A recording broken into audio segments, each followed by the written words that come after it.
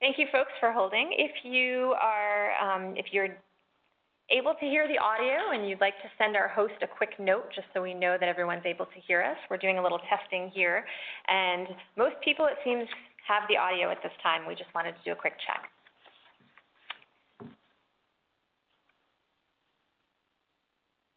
Thank you. Okay, Elizabeth, if you want to just continue. Absolutely. Thank you. So once again, the Parents Office is here to foster your engagement with the college and to keep you informed through regular communications. And we're also here to help connect you to campus resources. We encourage you to stay in touch with us as our office is a primary resource for parents seeking information on important dates and events and campus news, and we do our best to provide you with regular, timely communications, and we're always available to answer any questions you might have. And to that end, today's webinar is actually the first of its kind for the Parents Office, and we are very delighted to have you join us today. So I'm going to have Tara take it away. Thank you, Elizabeth. Next, we're going to go through the agenda for tonight.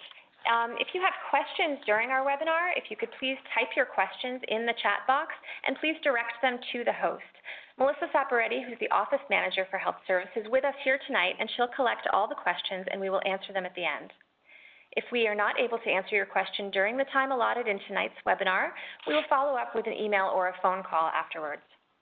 Given the nature of this open forum and out of respect for the privacy of the students and their families, we would like to discourage personal or sensitive medical or mental health related questions here.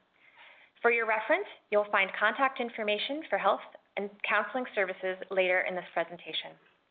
We would ask that you contact us directly if you have specific personal questions. And with that, it is my great pleasure to introduce you to our speaker this evening, Dr. Vanessa Brito, Clinical Director of Health Service. Hi, Vanessa. Hi, Tara. Thank you very much for inviting the Health Service to be on your inaugural webinar. We're very happy to be here. And welcome to all of the parents and friends of students who are out there. We know that there are parents who are logged in from as far away as India, so we're very excited. So first, I'd like to introduce our audience to the Health Service by first talking about our mission statement. You'll see it posted here. I won't go into the details of it, but just I want to make sure that people appreciate the fact that what really underpins the work of the Health Service is supporting the educational mission of the college. We really want students to appreciate how their well-being really is foundational to their growth, both academically and as people. We understand that our demographic is global, and that brings with it a mandate for both respect and cultural competence. We want to help students learn how to make healthy choices and how to prevent and manage illness, as well as valuing their own self-advocacy. That's how we know that they'll pursue wellness throughout their lives. Next. I'd like to familiarize the audience with an example, just really a sampling of the work that we've done over the last year or so in the 15-16 academic year. This infographic really demonstrates how the mission plays out day to day. Last year, you'll see that we saw over 5,600 visits over the course of this school year. And if you scroll down, you'll see that we cleared over 300 athletes for their various sports. We were very busy in terms of administering immunizations, administering almost 1,700 various immunizations. And over 380 of our visits were to support 218 students who traveled all over the world to over 36 countries. We even managed to have about 23 students who unfortunately experienced hospital admissions, and we fielded about 290 calls after hours. We have a very skilled health service on-call team, and we are very happy to work with our community partners in making sure that our students were ushered back to wellness. Next slide, please.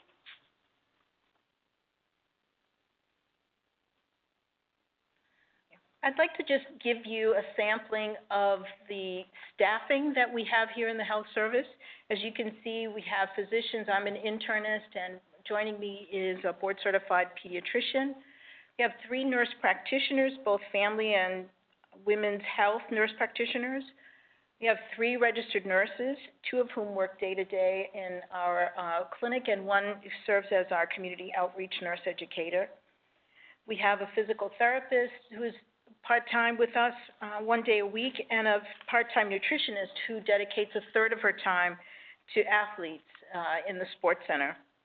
We have a full-time health education specialist who really leads our robust health education team, an on-site laboratory, as well as wonderfully friendly front office staff, including our office manager, Melissa.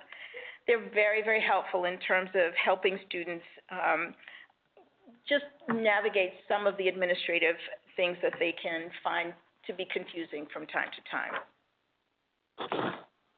Great. Thank you for sharing that and sharing the detailed information about your staffing. To better understand what happens in health service and what students can expect, I think that it might also be helpful for parents to understand the types and variety of services offered in health service. Could you share what services are offered? Sure.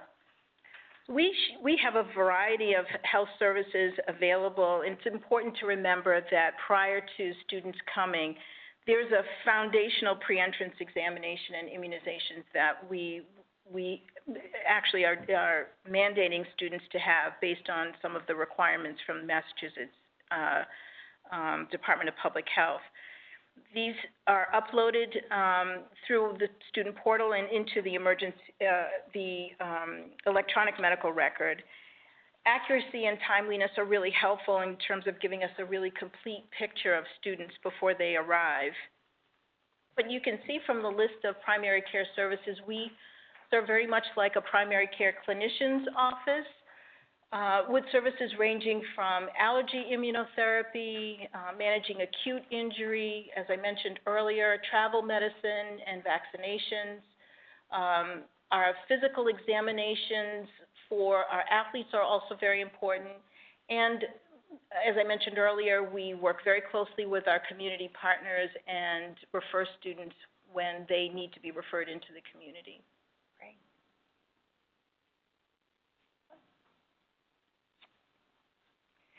Let's see.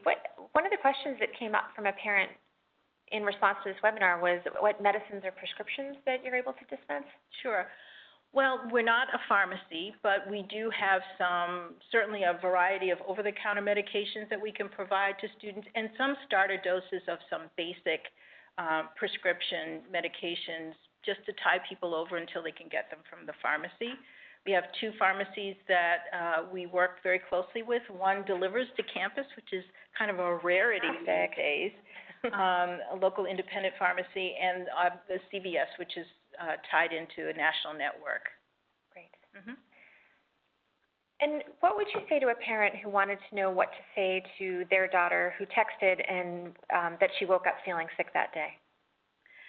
Well, I would say to a parent that we each day have availability for students to come in the event they have an urgent need. It's meant for the kinds of things that sideline students from attending class, not necessarily the things that they've had ongoing for months and months, but certainly if someone wakes up with a sore throat or someone has a terrible cough or a fever or that kind of thing, we have capacity to see people on an urgent basis. We try to vary the times for these walk-in or what we call we changed the name, sudden illness and injury clinic times. We vary the times throughout the week so that we can try to make them more amenable to students' schedules. So every morning, Monday, Tuesday, and Thursday, students can come in the morning from 9:15 to 11. And on Wednesdays, when they have community time in the afternoon, we also have availability. And for the most part, much of Fridays as well, going into the weekend. So it gives students a lot of capacity. After hours, if a student has a problem, we have a rotation of health service on-call clinicians who are available by phone. And so we provide management advice or refer people if the problem can't wait until the next business day. We have the pleasure of being equidistant between two hospitals, one that's almost, well, I would say probably less than 2 miles from campus, and that hospital is Metro West Medical Center. We have a formal relationship with them that helps us assist students after hours.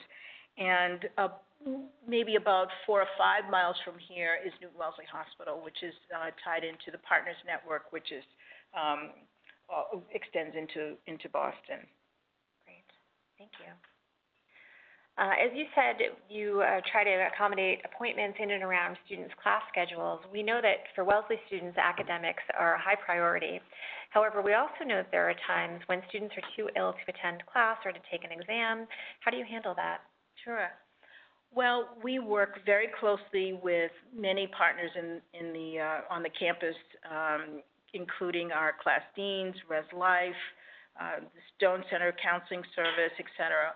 With students' permission, we can work on a need-to-know basis with those professionals who can help guide students in terms of what to do if they're not able to attend class.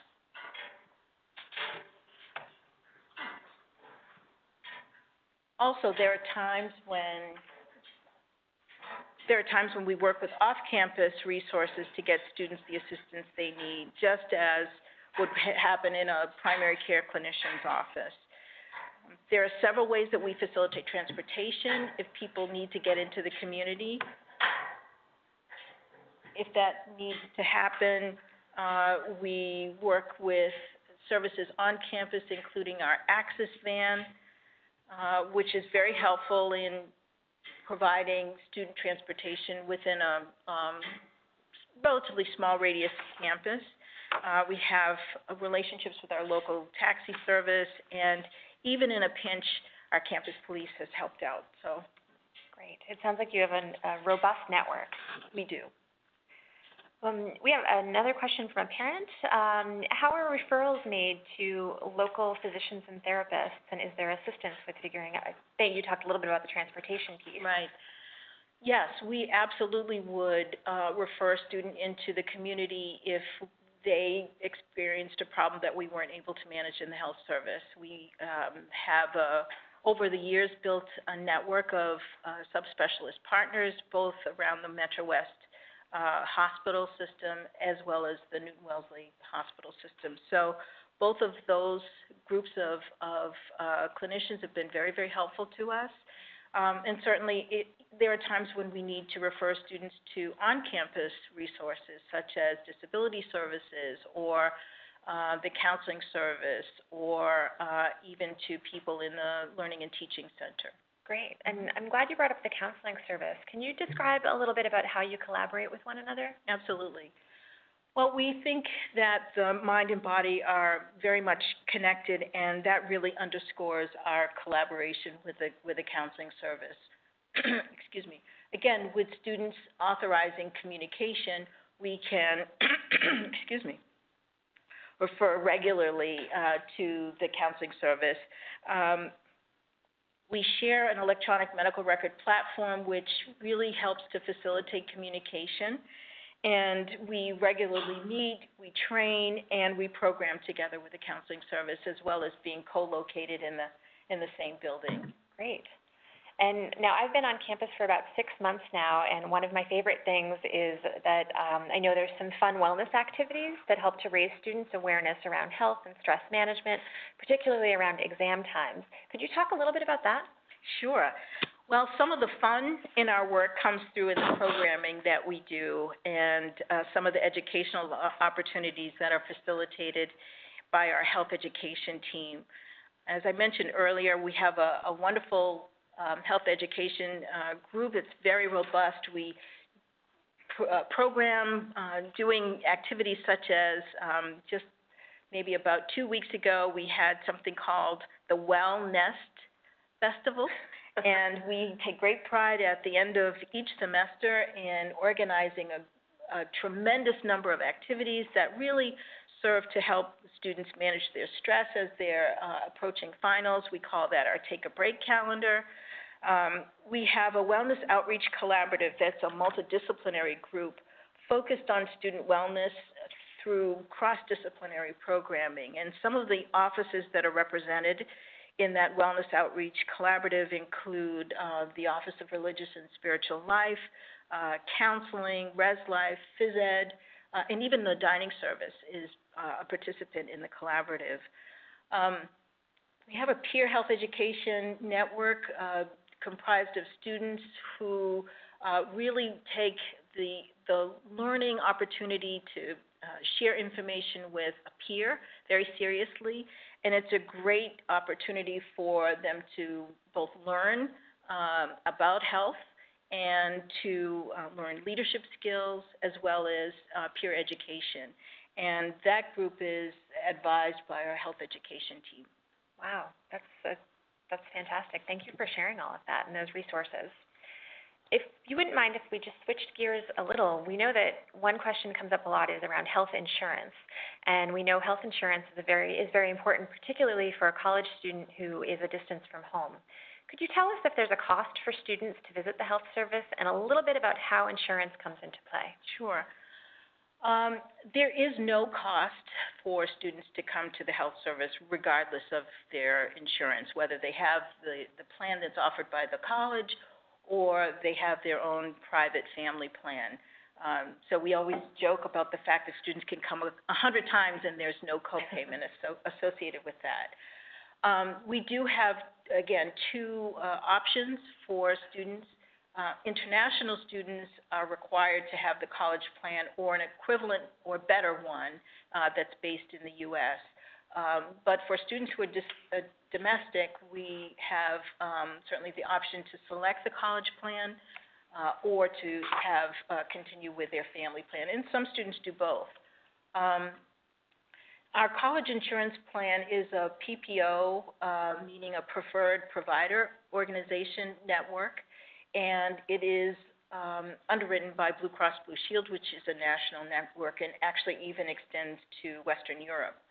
So it follows the student wherever they are. So even though they're here and obviously it's a college plan, if they live in Wyoming or in California or wherever they live, it follows them. So as long as the provider that they see is a Blue Cross Blue Shield provider, they're considered in-network. You can see here on this slide a list of some of the benefits, at least from this year's plan, and we anticipate next year's plan to be just as robust. When you think about insurance plans and categorizing them by the metals, if you will, this is considered top of the line as a platinum plan. All students who are enrolled at least 3/4 time are required in Massachusetts to have insurance. Right. Great. And thank you for that. I will note that we've had a few questions, very specific questions about insurance, and we'll get to those separately after this webinar. But it would be helpful if you could just say a little bit more about if and when a student might generate a bill, and very briefly what that process is if they do. Sure. So if a student has the college insurance plan, they really have minimal, if any, out-of-pocket expense. All of the billing is handled internally, and we are able to submit bills to Blue Cross for the student health insurance plan. Unfortunately, we don't have the capacity, the people power to be able to bill all of the insurances that students might be coming with because they're coming from all over the country, and that's just really an arduous process for us. So students are responsible, if they have their family's insurance, they're responsible for the payment of that bill. But they get the bill from us in what we call insurance ease. So it is a language that insurance companies will understand so that they can then submit it to those insurance companies, their own insurance plans, and be reimbursed. So they do get a billing statement. It's rendered via their secure portal, student portal, electronically. Great. Thank you.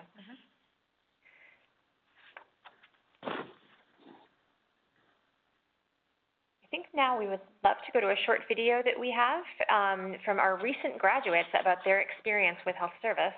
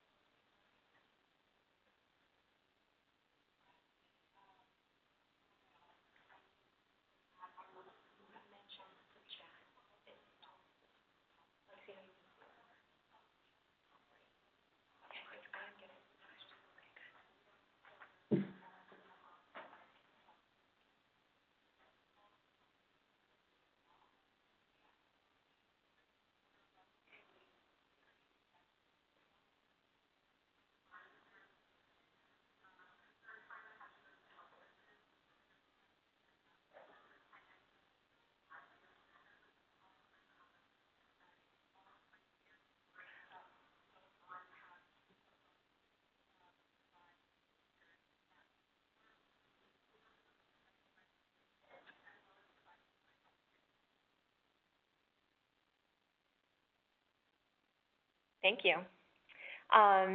So now that we have a general sense of the health service and what it has to offer and why that service is so critical to support students' well-being and their college experience, it'd be great if we could give parents, especially I know in this call we have quite a few of our brand new 2021 students' families, if we could give parents some tips on what they can do.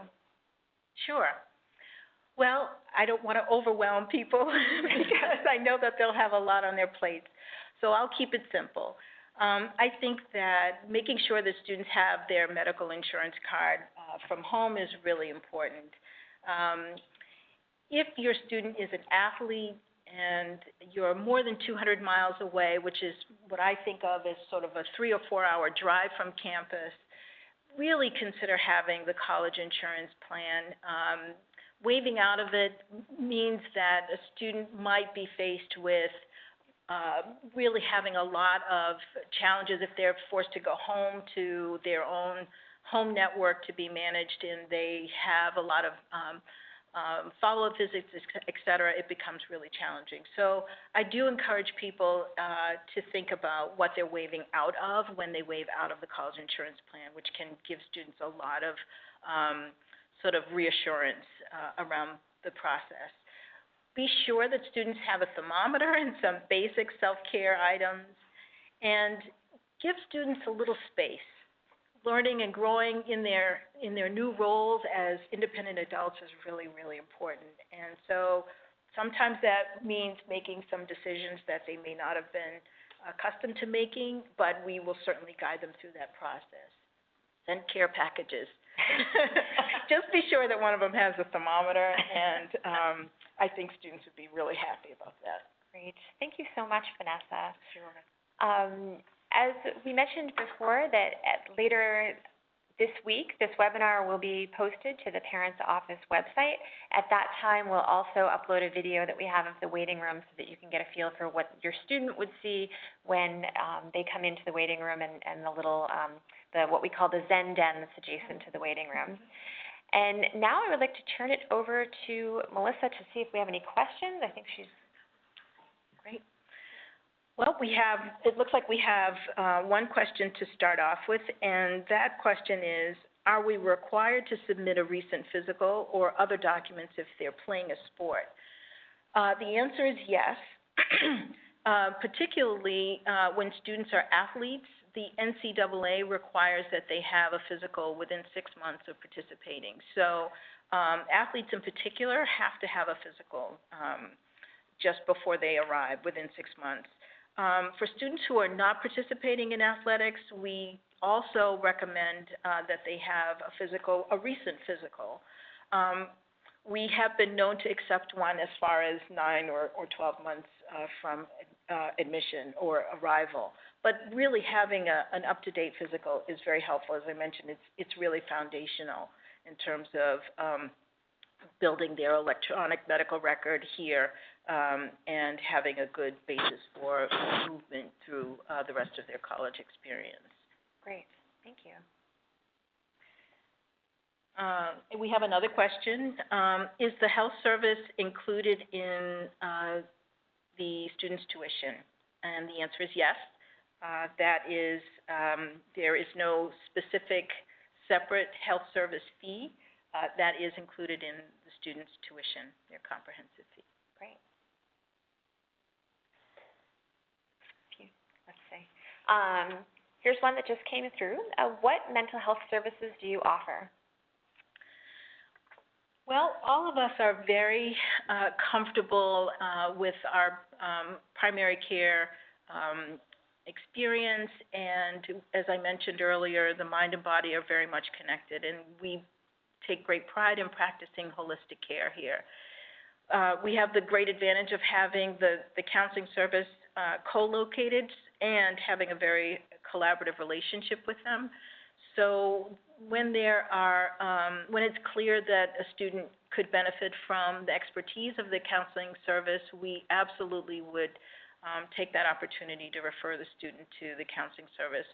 We ask that students consider signing a release of information so that we can work as a team in caring for them, but certainly providing a comprehensive offering of services to students is something that we all take great pride in. Great, thank you. And there's also the authorization to share medical information. I think that Melissa shared with me that for parents who may want to be more informed, there's an option where students can choose when their parents are contacted for more information. Yes, yes, we will always ask students to provide us with a release of information so that we can communicate with their parents. You know, I can only think of very rare instances when that would not be the case, and that would be if there was something life-threatening happening and we weren't able to, we didn't have that luxury. But apart from that, we would always include the students in the decision-making to communicate with their parents. Two questions. We have two more questions. Are there any homeopathic or acupuncture or alternative practices available to students? In the health service, we have, from our health education team, we try to think about a variety of modalities that are available. We don't have specifically a homeopathic practitioner here. However, there are people in the community, and we have certainly worked very closely with acupuncturists in the community and could certainly help refer students to community resources. Great. I think we have one more? One more question. This is a great one. I'm sure a lot of our newer families are wondering this. Will information, including pricing, be sent out regarding the student health plan? Yes, absolutely. You will be, as parents and students, you'll be getting information in probably May with the new year insurance plan, the upcoming academic year's plan, as well as its cost. This last year, our premium was somewhere in the $2,100 range. Great. Great. Thank you. And Melissa, if you could just flip to our last slide. There is contact information on here for the parents' office, for health service, as well as for the Stone Center, which is a counseling service. So please do reach out to any of us with any questions that you have. And as Vanessa mentioned, in May, you'll receive a lot more information from the college. In the meantime, I know that our early decision parents and families should be receiving a postcard from the first-year dean's office sometime later this month. That's set to go out. So thank you again very much. Thank you to Melissa for helping to facilitate the meeting tonight. And again, this webinar has been recorded and will be posted to the Parents Office website for playback. Thank you again, Vanessa. Thank you, Tara, very much for having me.